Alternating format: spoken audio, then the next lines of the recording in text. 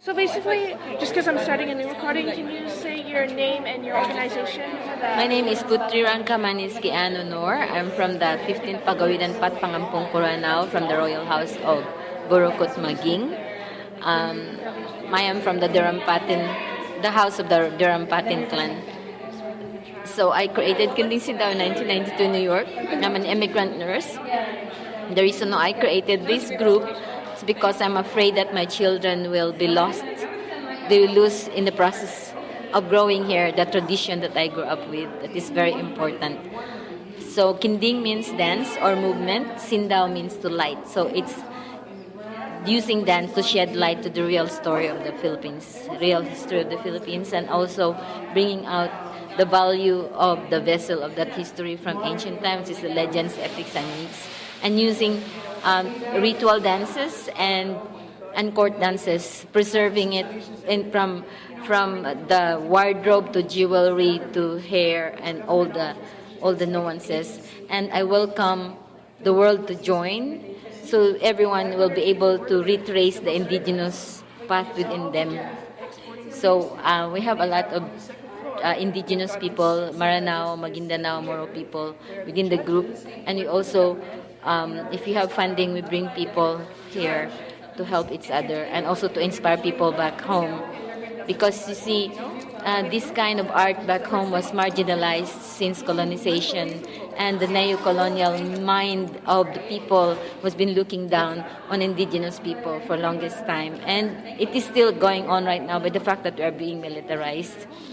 And also bringing up the value of preserving the indigenous mind, because this is where you're going to be able to trace your path in history, especially our history is full of colonization.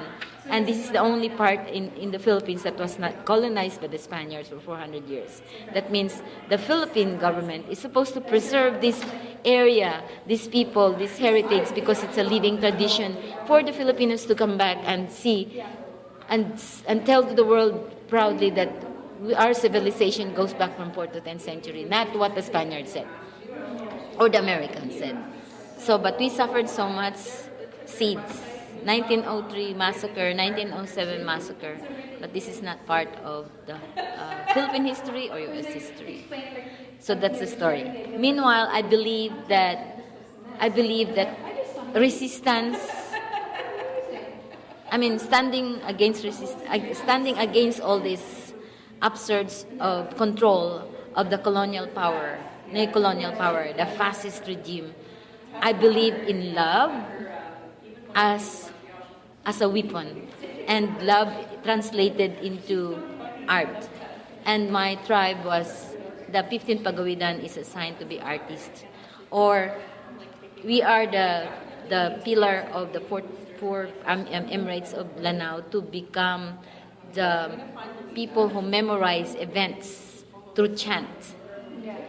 So we are like the newspaper before. So I grew up in that way because my area is far away from, it's remote, and I grew up with, there's no four-wheel drive going to that area. So we still practice all those ancient kind of practices, even how to look at the birds, the flight of the birds to see when it will rain, the sound of the gaiko or the sound of the woodpecker to determine the time, and the opening and the closing of the flower or leaves to tell us what time, and also the color of the water to tell us if there's big rain from the mountain, and not to cross the river because anytime the flood is coming.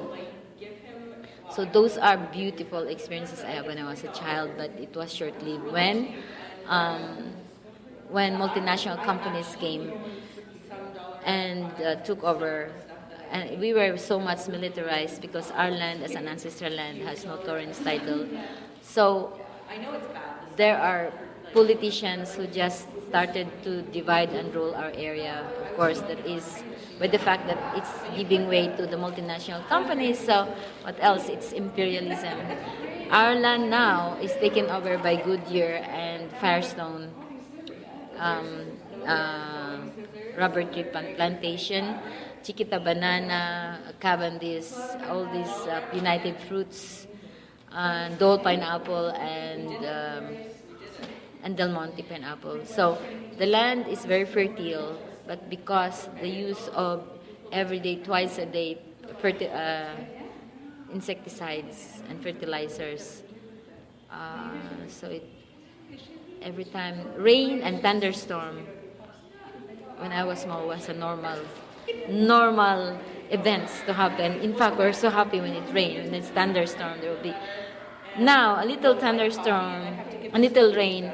It will create a flash flood and erode the soil and create landslide that would bury people alive.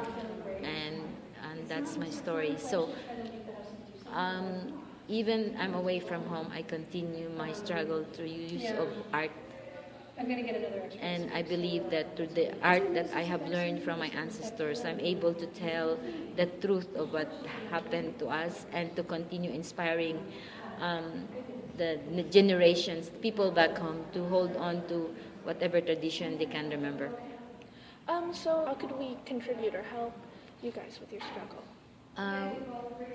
Well, with the radio show, we just have to maybe inspire people to come to classes and get educated to what we have. Right now it is New York, but if it's in Canada, we can come and give workshops. And so that whatever dances that you have or music, it will be it will be our version, not the version of whoever, because there's so much misinterpretation of our dances. Some people call our dance as Muslim dance, and there's no such thing as dance in Islam. Our dances go back long before Islam came. Islam came during the 10th to 15th century. How dare! And it's a lot of Filipinos calling it Muslim dance. It's very, very wrong. Call the dance according to where it come from or according to what epic it come from. Like Maranao dances has to be Maranao dances. And there are also dances that there are invented meanings, which is not true.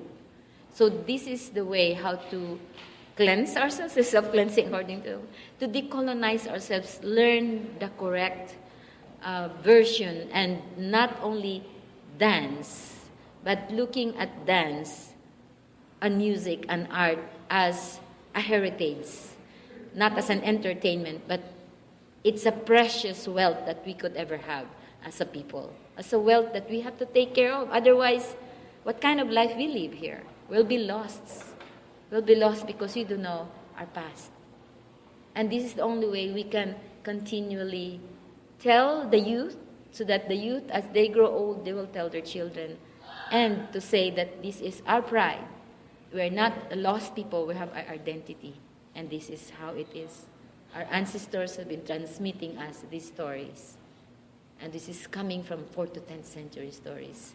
And how sacred are these dances that are done as a ritual before planting rice or before hunting. And these are the kulintang, and this is how it means.